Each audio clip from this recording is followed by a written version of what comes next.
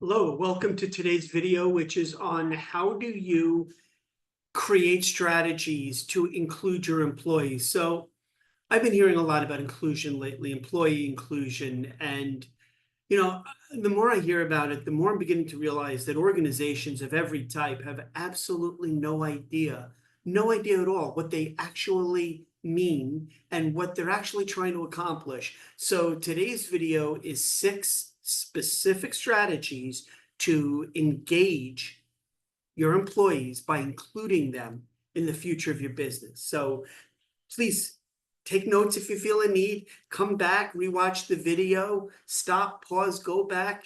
And definitely, if you like the video, drop a subscribe, share it, and give me any comments you think of, and I'll be happy to respond. So the first strategy is called an idea generation program.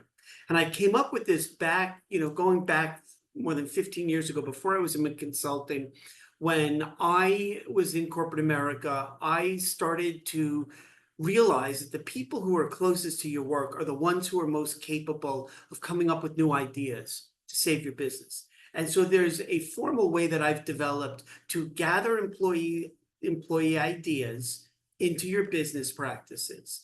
So here's what you're going to do. You're going to set aside funding for the next 2 years, not 1 year, funding for 2 years to initiate, to proactively pursue any and all ideas that warrant merit and consideration, and you're acting on them, that your employees come up with in 2 distinct areas: revenue generation and cost reduction. So the first thing you're going to do is build an idea generation team.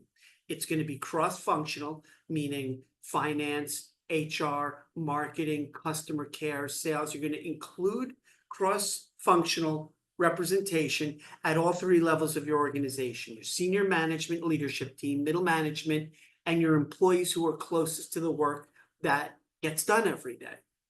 So that's the first thing. You're going to build a team. You're going to fund it. You're going to allocate funding for 2 years. The first year is a trial test basis. The second year is to enhance the program, to modify it based on the lessons that you learned. You get your team together, your idea generation team, you have the funding, and then you strategize what are the key initiatives that your company, your organization is going to be working on. New product launches, going into new markets, reclaiming old clients who have moved away from you, getting new clients, offering new services, pursuing new partnerships. All of those strategies that are in line for the next 12 to 24 months, you're going to solicit an idea generation program around that.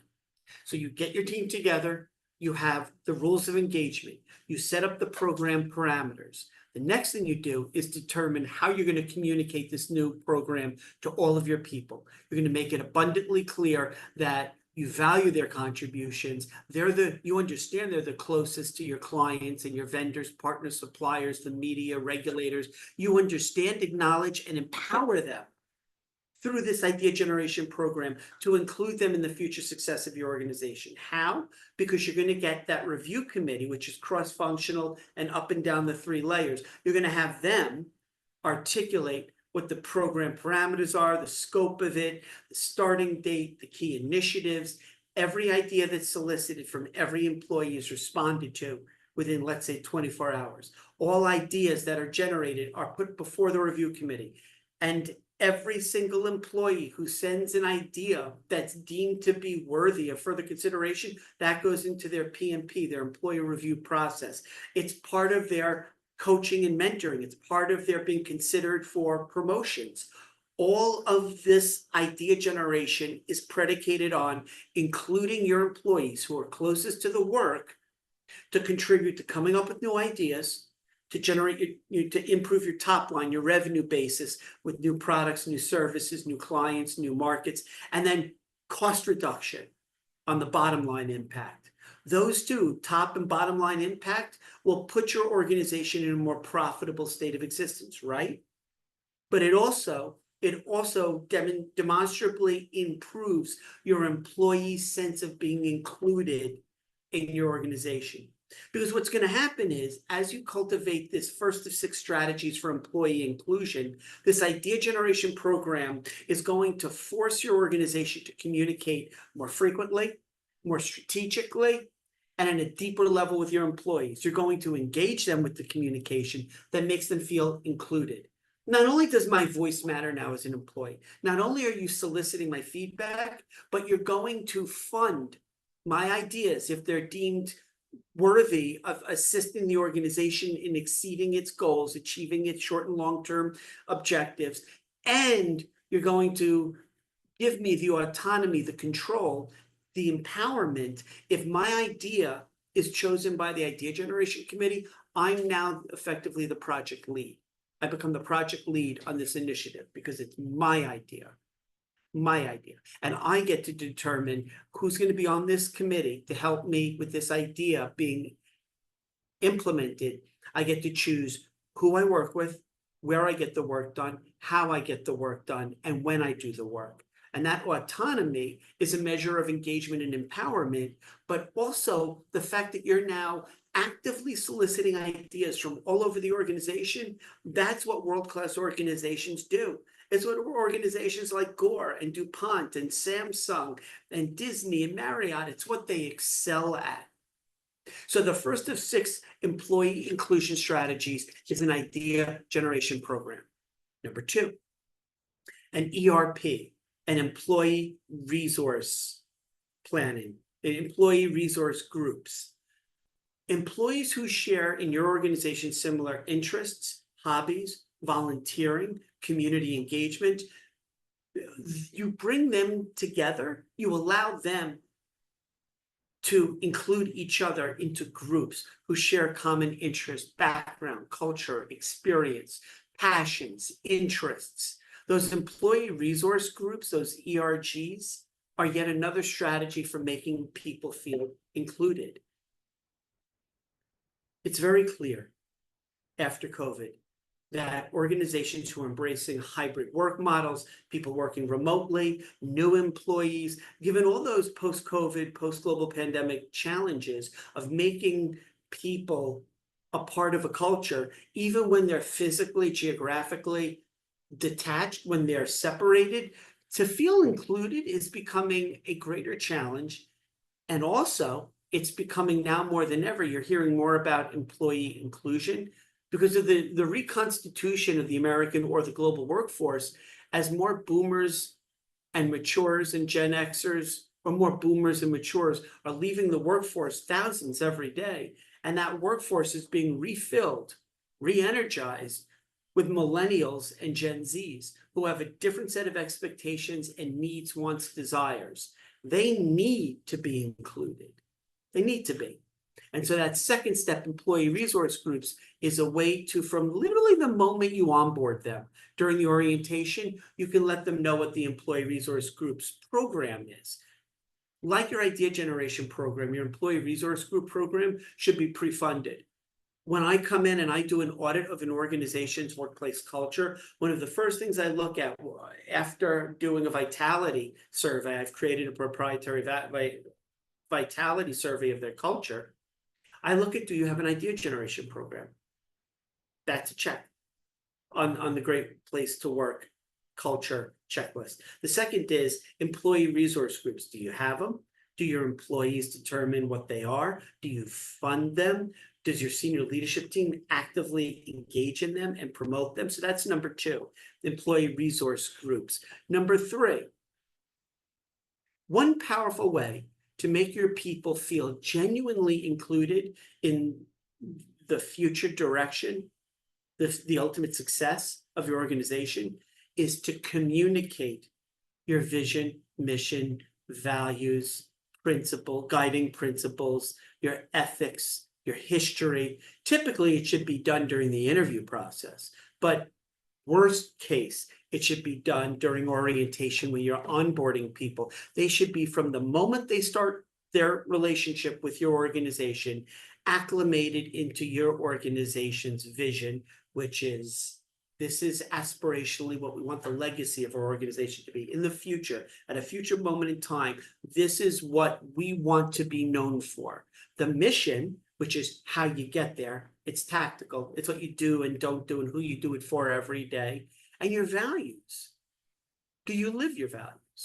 Does every team meeting every week have agenda item number one of its weekly meeting dedicated to a different one of your organizational values? So if it's collaboration, for example, every week, every team, every group in your organization has number one item on its weekly agenda, that week's core company philosophy or value. So if it's collaboration, everybody that week in that meeting spends a little bit of time talking about what they did last week to build collaboration or teamwork.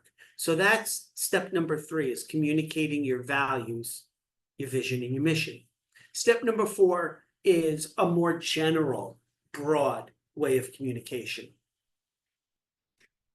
I will tell you what I say to all my clients and all organizations who ask me how to build an amazing workplace culture. The first thing you need to do is realize there's no such thing as over communication.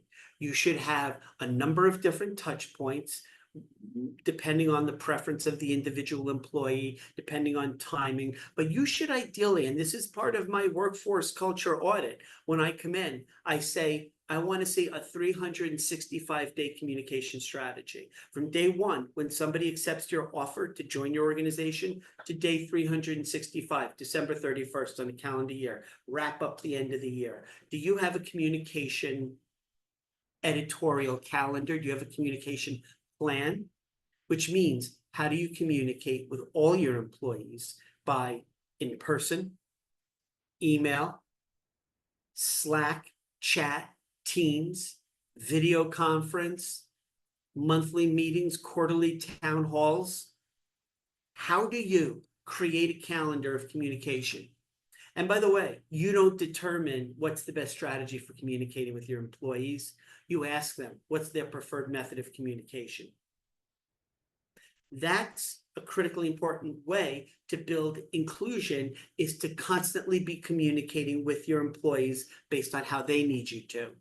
Step 5 of inclusion is the re-architecture, the rethinking of your organization's goals. So I'll say this, unfortunately, many organizations still have that command control 20th century pyramid structure, with very few people, the leadership team on the top, layers of bureaucracy, middle management, at the very bottom is frontline staff. There are, at your organization, at your organizational level, whether it's this or a flatter 21st century matrix organization, a need to tie each of your employees' goals, their KPIs, across 3 levels. The first is individual goals. If I am tasked with performing at a high level, I need to, first of all, be responsible for coming up with my goals, which means you have to give me the autonomy, the control, the respect, the resources to come up with my own goals for the year. But I also need to have my goals established. I own them, but a leader working with me, or a project team lead working with me to develop my goals, that I understand how my goals fit in with my team. Ideally, team goals should be intertwined. And that requires a lot of work, and often a shift in your organization's culture and structure from this to flatter, more team-based. But I should not have goals for the year that are individual goals in and of themselves. To feel included in the organization, I need my goals, my individual goals, tied to 2 levels. The first is my team goals, as I said.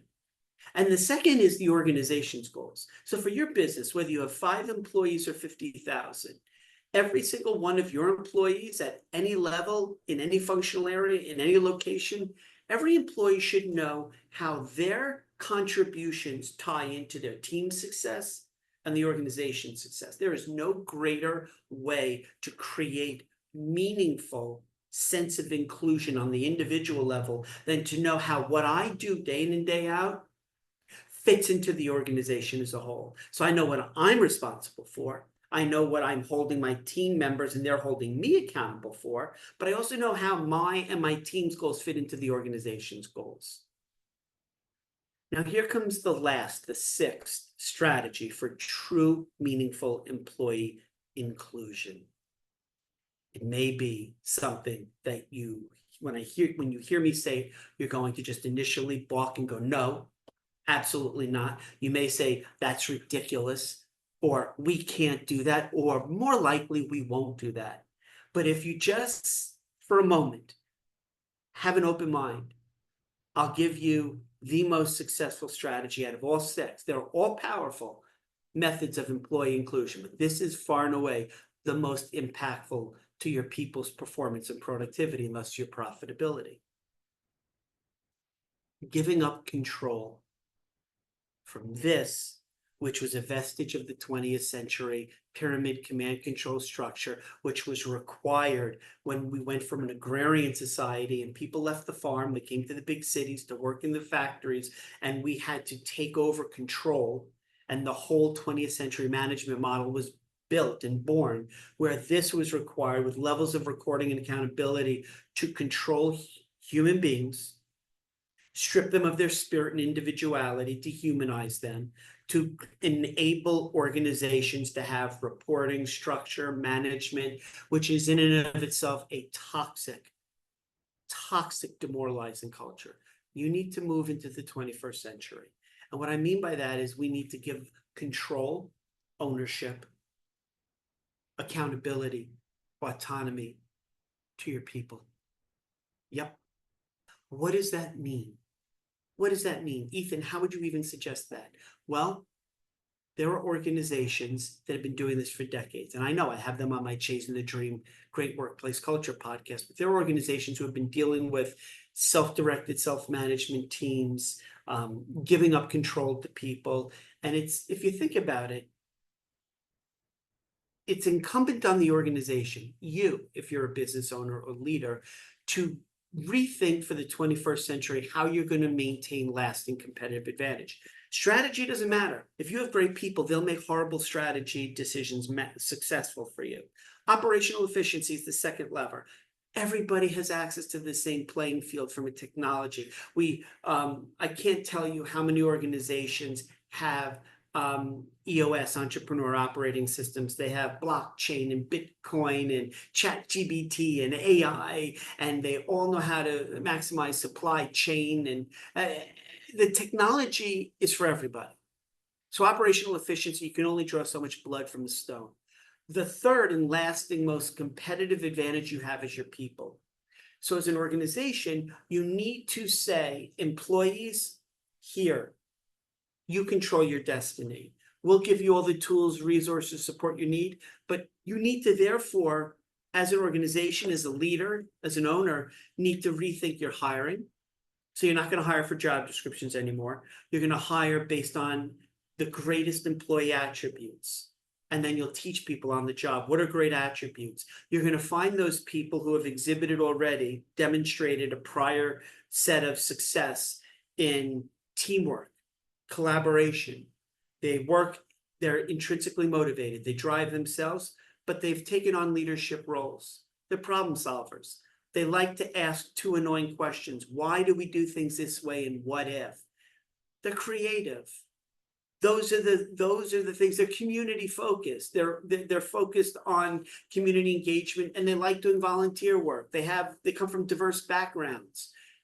Seek out those superhero skills. Teach those people on the job how to do the mechanics, the technical considerations of the work, knowing that these are the people who you're going to give autonomy to. And so what does that look like in the 21st century? It looks like giving up ownership.